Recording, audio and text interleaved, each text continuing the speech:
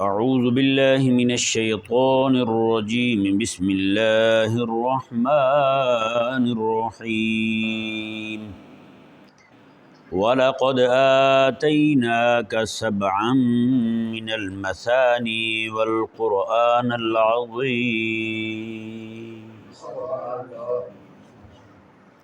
جیسا کہ آپ کے سامنے پہلے بیان کیا گیا کہ ان آیات کریمہ میں اللہ تبارک و تعالی نے حبیب کریم علیہ السلام کو تسلی عطا فرمائی۔ لوگ جو ہیں وہ آپ سے، آپ کی تبلیغ سے، آپ کے وعظ سے اعراض کیے ہوئے تھے، تو خلاق کائنات نے حبیب کریم علیہ السلام کو تسلی دیتے ہوئے پہلے یہ فرمایا کہ فاصفح الصفح الجمیل، آپ ان کو اچھے طریقے کے ساتھ چھوڑ دیجئے۔ اور اس آیہ مبارکہ میں اللہ تعالیٰ نے حبیب کریم علیہ السلام کو مزید تسلی دیتے ہوئے ارشاد فرمایا وَلَقَدْ آتَيْنَاكَ سَبْعًا مِّنَ الْمَثَانِي وَالْقُرْآنَ الْعَظِيمَ، میں کہ حبیب پیارے ہم نے آپ کو 7 مثانی عطا فرمایا ہے اور والقرآن العظیم اور عظمت والا قرآن عطا فرمایا ہے۔ یہ ذہن میں رہے 7 مثانی جو ہے، مثانی یہ مثنا سے بنا ہے، اور مثنا کہتے ہیں ایسی شے جس کو بار بار پڑھا جائے، جس کو بار بار پڑھا جائے، جس کی بار بار تلاوت کی جائے۔ تو بعض مفسرین نے یہ بھی کہا ہے کہ اس سے مراد وہ 7 صورتیں ہیں جن کی آیات کی تعداد 200 یا اس سے زائد ہے جی، لیکن اصح روایات کے مطابق اس سے مراد سورہ فاتحہ شریف ہے۔ کون سی صورت ہے؟ سورہ فاتحہ شریف ہے، کیونکہ یہ سورہ مبارکہ جو ہے یہ آپ کو پتہ ہے بار بار پڑھی جاتی ہے جی، اور ہر نماز میں کوئی بھی نماز ایسی نہیں ہے جس میں سورہ فاتحہ شریف نہ پڑھی جائے۔ امام ہے تب بھی پڑھتا ہے، منفرد ہے تب بھی پڑھتا ہے، مقتدی ہے تو پھر امام کا پڑھنا اس کا پڑھنا ہے۔ تو اس طور پر یہ سورہ مبارکہ یعنی سورہ فاتحہ شریف جو ہے اس کو بار بار پڑھا جاتا ہے۔ اور ایک روایت کے مطابق قرآن کریم کی سب سے بڑی سورت یہ سورہ فاتحہ شریف ہے، الفاظ کے حساب سے نہیں، اپنے معنی کے حساب سے، معنی اور مضامین کے حساب سے، کیونکہ پورے قرآن کریم میں جو کچھ بیان کیا گیا ہے یہ پورے کا پورا دباچہ کے طور پر سورہ فاتحہ شریف میں سارے کا سارا بیان کر دیا گیا۔ اکیلی سورہ فاتحہ میں تمام مضامین جو ہیں ان کی طرف اشارہ کر دیا گیا ہے۔ یہاں پہ بھی آپ ذرا غور کریں گے تو آپ کو حیرانگی ہوگی کہ اللہ تعالیٰ نے فرمایا کہ 7 مثانی والقرآن العظیم، 7 مثانی عطا فرمائی اور قرآن کریم عطا فرمایا، قرآن عظیم۔ تو اب غور کرنے والی بات یہ ہے یہاں پہ واو عطف کا ہے، واو عاطفہ ہے یہاں پر۔ تو کیا خیال ہے یہاں پر جو ہے وہ 7 مثانی اور ہے، قرآن کریم اور ہے، حالانکہ فاتحہ بھی تو قرآن کا حصہ ہے نا، نہیں سمجھ آ رہا؟ فاتحہ بھی تو قرآن کا حصہ ہے، لیکن اللہ تبارک و تعالیٰ نے یہاں دونوں میں واو عاطفہ ڈال دی ہے کہ 7 مثانی بھی عطا فرمائی اور قرآن کریم بھی عطا فرمایا۔ تو یہاں ذہن میں رہے مسئلہ، چونکہ سورہ فاتحہ شریف جو ہے اس میں پورے قرآن کریم کے مضامین جو ہیں وہ سمیٹ دیے گئے ہیں، ان میں اشارات دے دیے گئے ہیں۔ تو مطلب یہ ہے دونوں کے درمیان عطف لانے کا، جس طرح آگے قرآن عظیم تمہیں پورا دیا ہے یعنی فاتحہ سمیت، تو میں کہ اگر تم اکیلا فاتحہ کو بھی پڑھ لو تو وہ بھی پورا قرآن کریم ہی ہے۔ ہاں، اپنے معانی کے حساب سے، الفاظ کے حساب سے نہیں، اپنے معانی کے حساب سے، یعنی کہ اس کے مفاہیم کے حساب سے اللہ تبارک و تعالیٰ نے یعنی کہ پورے کے پورے مضامین جو پورے قرآن میں بیان ہوئے ہیں ان کی طرف اشارات جو ہیں وہ اکیلے سورہ فاتحہ میں دے دیے گئے ہیں۔ ہاں، اس کا مطلب یہ نہیں ہے کہ یہ فاتحہ جو ہے یہ قرآن کریم کا حصہ نہیں ہے، ہاں ایسا نہیں ہے، یہ ذہن میں رہے مسئلہ۔ اب دیکھیں جی اگلی آیہ مبارکہ میں اللہ تعالیٰ نے ارشاد فرمایا، یہ سورہ فاتحہ کی اور قرآن کریم کی عطا فرمانے کے بعد، یعنی اس کا یہ خبر دینے کے بعد کہ ہم نے آپ کو یہ عطا فرمایا ہے، آگے اللہ تعالیٰ نے فرمایا کہ لا تمدن عینیک الی ما متعنا بہ ازواجا منہم، فرمایا کہ حبیب پیارے آپ اپنی آنکھیں بھی نہ اٹھائیں ان کی طرف جو ہم نے مختلف کافروں کو، مختلف لوگوں کو مال عطا فرمائے ہیں، ان کو جو ہم نے دنیاوی مال عطا کیا ہے اس مال کی طرف آپ نگاہ بھی نہ اٹھائیں حبیب پیارے۔ اب دیکھیں جی، نگاہ اٹھانا جو ہے وہ دو طرح سے ہوتا ہے، ایک ہوتا ہے حرص کی نگاہ اٹھانا، محبت کی نگاہ اٹھانا، اور ایک ہوتا ہے غصے کی نگاہ اٹھانا۔ لالچی نگاہ جو ہوتی ہے، للچائی ہوئی نگاہ، وہ یہ ہوتی ہے کہ یہ مجھے مل جائے جی، اور غصے کی نگاہ جو یہ ہوتی ہے کہ ان سے بھی چھن جائے، نہ مجھے ملے نہ ان کے پاس رہے، تباہ و برباد ہو جائے۔ اللہ تبارک و تعالی نے دونوں طرح کی نگاہ اٹھانے سے منع فرما دیا۔ میں کہ حبیب پیارے آپ نے ان کی طرف دیکھنا ہی نہیں ہے، ان کے مال و جداد کی طرف۔ اب ازواجن کا جو لفظ آیا یہاں پر مختلف لوگوں کو، ظاہری بات ہے ہر ایک بندے کو ہر ایک دولت تو نہیں ملتی نا۔ اس وقت جو حساب تھا، کسی کے پاس بکریاں تھیں، کسی کے پاس بھیڑیں تھیں، کسی کے پاس اونٹ تھے، کسی کے پاس گائے تھی، یہی حساب آج کل ہے جی۔ کسی کے پاس ہر ایک حساب سے ہر ایک کو اللہ تبارک و تعالیٰ نے عطا فرما رکھا ہے۔ اللہ تعالیٰ نے ارشاد فرمایا کہ ہم نے جو ان کو دے رکھا ہے آپ اس کی طرف نگاہ بھی نہ اٹھائیں حبیب پیارے۔ ولا تحزن علیہم، اور آپ اس پر غمگین بھی نہ ہوں کہ ان کو مل گیا تو ہمیں نہیں ملا، نہ۔ واخفض جناحک للمؤمنین، اور آپ اپنے بازو جو ہیں وہ رحمت کے ساتھ اپنے غلاموں کے لیے، مومنوں کے لیے جھکائے رہیں۔ یہاں کچھ باتیں بڑی قابل غور ہیں۔ وہ ایک تو اللہ تبارک و تعالیٰ نے منع فرما دیا کہ کافروں کی جو ان کے پاس مال و دولت ہے اس کی طرف دیکھا بھی نہ جائے، اس کی طرف دیکھا بھی نہیں جائے، اس کی طرف نظر نہ کی جائے۔ تو یہ حکم جو ہے وہ اہل ایمان کے لیے بھی ہے۔ میرے کریم آقا صلی اللہ علیہ وآلہ وسلم جو ہیں، آپ کا طریقہ مبارکہ یہی تھا، آپ کافروں کے مال و دولت کی طرف نہیں دیکھا کرتے تھے، یہاں تک کہ کریم آقا صلی اللہ علیہ وآلہ وسلم ایک بار حنین کے موقع پر، غزوہ حنین کے موقع پر آقا علیہ السلام کی نگاہ پڑی، اچانک گائیں جو ہوتی ہیں نا ان کی، وہ گائے اچھی نسل کی تھیں اور ان کے تھن جو ہے وہ دودھ سے بھرے ہوئے تھے۔ آقا علیہ السلام کی اچانک نگاہ پڑی تو آقا علیہ السلام نے اپنی چادر مبارکہ اپنے چہرے پر ڈال لی جی، تاکہ جو ہے نا ان کی طرف نگاہ ہی نہ جائے۔ اب آپ سوچ سکتے ہیں، صحابہ کرام علیہ مردوان نے عرض کیا یا رسول اللہ یہ کیوں فرمایا آپ نے اس طرح؟ میرے آقا علیہ السلام نے پھر یہی آیہ مبارکہ پڑھ کے بتائی۔ آقا علیہ السلام نے، میرے رب نے مجھے حکم دیا ہے ان کی اس طرح کی چیزوں کی طرف میں نہ دیکھوں۔ ہیں جی، بتائیں آج جو غلام ہیں وہ یہ کہتے پھرتے ہیں کہ جب سے آقا علیہ السلام کے نلین مبارکہ کا طلبہ دیکھا ہے، پوری دنیا جو ہے وہ ہمیں اپنی طرف للچائی ہوئی نظروں سے دیکھنے پہ مجبور نہیں کر سکتی۔ اقبال جیسا بندہ جو ہے وہ جب انگلستان جاتا ہے ولایت میں پڑھنے کے لیے، وہاں سے واپس آتا ہے تو کسی نے پوچھ لیا کہ وہاں جو چیزیں آپ نے دیکھی تھیں وہ کیا بنا؟ انہوں نے کہا، اقبال نے کہا، خیرہ نہ کر سکا مجھے جلوہ دانش فرنگ، سرما ہے میری آنکھ کا خاک مدینہ و نجف۔ وہ کہتے ہیں میں تو مدینہ شریف اور مولا علی رضی اللہ تعالیٰ عنہ کے شہر کی مٹی اپنی آنکھوں میں سرما ڈال کے گیا تھا، یعنی میرے نزدیک سارا کچھ وہی ہے۔ مجھے جو ہے نا ان کی یہ کمکمیں، ان کی بڑی بڑی کوٹھیاں، ان کے جناب برقی آلات، یہ کوئی بھی شے جو ہے نا میری آنکھوں کو چندھیا بھی نہیں سکی۔ میرے دل میں لالچ پیدا کرنا تو دور کی بات تھی، میری آنکھوں کو بھی خیرہ نہیں کر سکا کچھ بھی ان کا۔ تو اس طرح یہ جو ہمارے لوگ ہیں نا، سچی بات ہے یہ مرے جاتے ہیں ان کی دنیاوی ترقی کو دیکھ کر کے۔ اقبال بہت کرتے ہیں، وہ اقبال کی بات بھی تو مانو نا، اقبال کیا کہہ رہا ہے۔ اب بتائیں یار، جو اقبال یہ کہے کہ میں مدینہ منورہ جو شہر ہے حضور کا، اس کی مٹی کا سرما میری ماں نے میری آنکھوں میں ڈالا تھا، یعنی اسی کی محبت میرے دل میں ڈالی تھی۔ اب بتائیں، میرے آقا علیہ السلام فرماتے ہیں انا اعلمکم باللہ، میں تم میں سب سے زیادہ اللہ کو جاننے والا ہوں۔ عالم باللہ حضور فرماتے ہیں میں ہوں، عارف باللہ حضور ہیں۔ اب بتائیں، جس بندے کی آنکھ میں مدینہ منورہ کی مٹی کا سرما پڑ جائے تو وہ کافروں کی کسی شے کی طرف نہ دیکھے للچائی ہوئی نگاہوں سے، تو اب وہ امام الانبیاء علیہ السلام جنہوں نے سیدھا رب کا دیدار کیا ہو ہیں، تو وہ سبحان اللہ ہیں، صرف یہ میرے آقا علیہ السلام نے اس لیے کیا تھا تاکہ غلاموں کی تربیت ہو جائے، غلاموں کی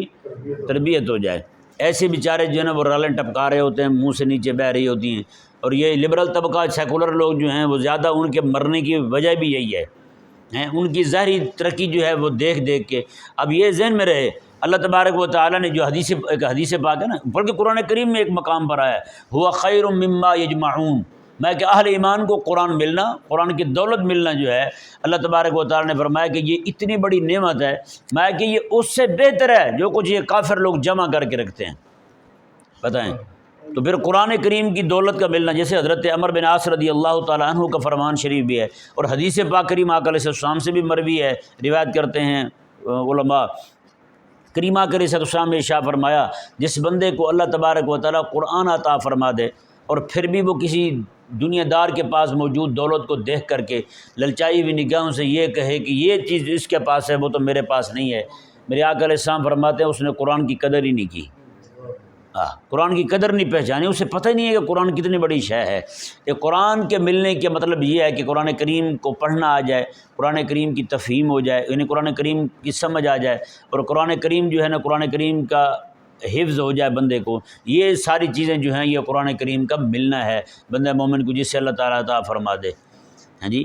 صرف قرآن کریم کی سمجھ آ جائے، یہ بھی قرآن کریم پڑھنا آ جائے، یہ بھی دیکھ کے پڑھنا آ جائے، چاہے زبانی پڑھنا آ جائے، کسی طرح بھی پڑھنا آ جائے قرآن کریم، یہ اللہ تبارک و تعالیٰ کی طرف سے اتنی بڑی نعمت ہے کہ دنیا جہان کی تمام نعمتوں سے بڑی نعمت یہی ہے۔ ہاں جی، اب یہاں پہ کچھ مسلمان بھی ایسے ہیں جن کے پاس یہ مال و دولت کی فراوانی ہے، ان کی طرف بھی دیکھنا درست نہیں ہے۔ جیسے آج دیکھیں نا آپ، یہ عرب کے لوگ جو ہیں، حکمران جو ہیں، ایک ایسے سونے کے کموڈ بنا کے اس کے اوپر استنجے کر رہے ہیں۔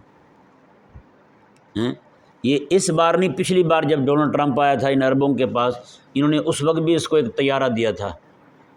اور اس طیارے میں اب جو طیارہ دیا اس کی جو تفصیلات مجھے معلوم نہیں ہیں، اس وقت جو انہوں نے طیارہ دیا تھا اس میں کموڈ، ٹوٹیاں، سارا کچھ جو ہے وہ سونے کا بنا ہوا تھا۔ ان کا بھی صدر پریزیڈنٹ ٹرمپ جو ہے وہ جب یعنی منہ کالا کرے تو اس پہ بیٹھ کے کرے، سمجھ نہیں آ رہا مسئلہ۔ اب یہ حال ہے ان لوگوں کا، نعوذ باللہ من ذالک۔ اب بتائیں ذرا، یہ سونے کے کموڈ بنا کے اس کے اوپر تو استنجے کر رہے ہیں، جی برتن جو ہے سونے کے بنا کے، چمچیاں سونے کی بنا کے کھانے کھا رہے ہیں اور مزے لوٹ رہے ہیں، اور اب حالت ان کی یہ ہے کہ کافر جب بھی چاہتا ہے ان کے منہ پہ گھسن مار دیتا ہے۔ کیا فائدہ اس کا یار؟ قربان جائیں میرے کریم آقا صلی اللہ علیہ وآلہ وسلم کی زوجہ محترمہ ام المومنین حضرت سیدتنا عائشہ صدیقہ رضی اللہ تعالیٰ عنہ ارشاد فرماتی، آپ فرماتی ہیں کہ کریم آقا علیہ السلام کا جب وصال شریف ہوا نا تو آقا علیہ السلام کے گھر میں دیا جلانے کے لیے تیل نہیں تھا، تیل ہمسایوں کو گھر سے لیا گیا، لیکن آقا علیہ السلام کے گھر کی دیواروں پر 7 یا 9 قسم کی تلواریں لٹکی ہوئی تھیں، تلواریں لٹکی ہوئی تھیں۔ اب بتائیں انہوں نے کیا کیا ہے؟ آقا علیہ السلام کی سیرت سے سبق نہیں لیا انہوں نے؟ آقا علیہ السلام کا طریقہ مبارکہ کیا تھا؟ اب بتائیں پوری دنیا میں یہ ہمارے منہ پر تمانچہ ہے یا نہیں؟ بندہ کلمہ پڑھنے والا اور اس کی حفاظت کے لیے نصرانی چوڑا کھڑا ہوا ہو، بتائیں کتنے ملین ڈالر ان کے صرف اسی مد میں جاتے ہیں، لاکھوں ملین ڈالر ہیں، یہ اہل کفر کو دیتے ہیں۔ اہل کفر کب تمہارا دفاع کریں گے یار؟ کبھی بھی نہیں کریں گے۔ یہ جتنی مرضی دنیاوی ترقی پا جائیں، جتنی مرضی، جب تک آقا علیہ السلام کی سیرت مبارکہ کو نہیں پڑھیں گے، اس پر عمل نہیں کریں گے، تب تک ان کو کسی شے کا فائدہ نہیں ہے۔ اب دنیا جہان میں سب سے زیادہ پیسہ انہی کے پاس ہے، عربوں کے پاس ہے، لیکن حال ان کا یہ ہے اپنا چوکیدار نہیں کھڑا کر سکتے۔ انہوں نے اپنے نوجوانوں کی تربیت کس کھاتے کی ہے؟ ان کے اپنے نوجوان جو ہیں وہ کس کام آئیں گے بتائیں؟ ان کے بعد جو تلواریں ہیں وہ صرف ناچنے کے لیے ہیں، اور تو کسی کام کے لیے نہیں آتی، اور کسی کام آتی ہیں تو بتائے مجھے کوئی۔ تلواریں ناچنے کے لیے رکھی ہوئی ہیں، اونٹ ڈانس کے لیے رکھے ہوئے ہیں، گھوڑے جو ہیں وہ ناچنے کے لیے رکھے ہوئے ہیں، یہ حال ہے ان کا۔ تو اب حال ان کا یہ ہو گیا کہ وہ یہودی جو ہے وہ ایک دن میں ادھر بھی اسے تھپڑ مار دیتا ہے، اس کے منہ پہ تھپڑ مار دیتا ہے، اسے بھی تھپڑ مار دیتا ہے، یہ حال کرتا ہے وہ ان کا۔ جہاں اہل کفر کی دولت کی طرف دیکھنا منع نا، وہاں ان جیسے عیاش اور بدماش قسم کے لوگ جو ہیں ان کی طرف دیکھنا بھی منع ہے بھائی۔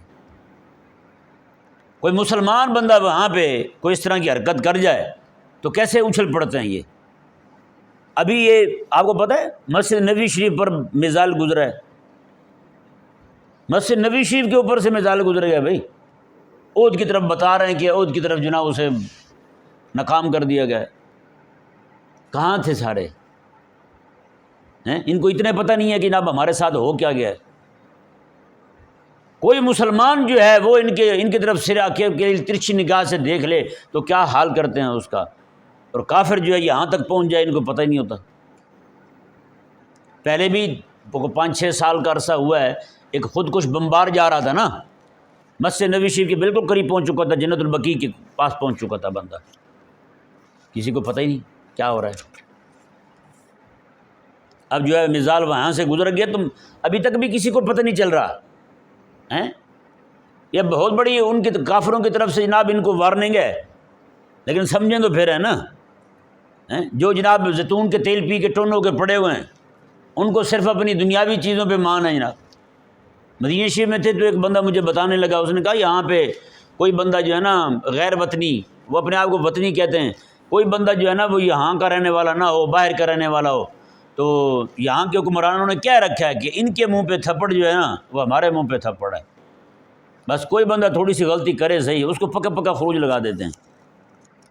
لیکن یہودی کیا کر رہا ہے ان کے ساتھ؟ یہودیوں نے باقاعدہ اپنا میپ بھائی اعلان کر دیا ہے اس کا، ان کا مدینہ شریف، خود مدینہ شریف پر نہیں، حجاز کا ایک بہت بڑا حصہ جو ہے اس پر وہ قبضہ کریں گے، یہ ان کا خواب ہے،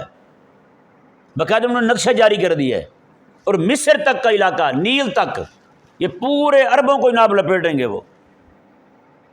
ہے نا۔ آج یمن پہ سیدھی بمباری کر رہا ہے وہ، تیونس پہ بمباری کر رہا ہے، قطر پہ بمباری کر دی اس نے، اور یہ ابھی تک بیٹھے مشورے کرتے ہیں۔ کسی دوست نے مجھے بھیجا کہ جمعے والے دن نا کسی نے بھیجا، ویسے تھا وہ ان کی،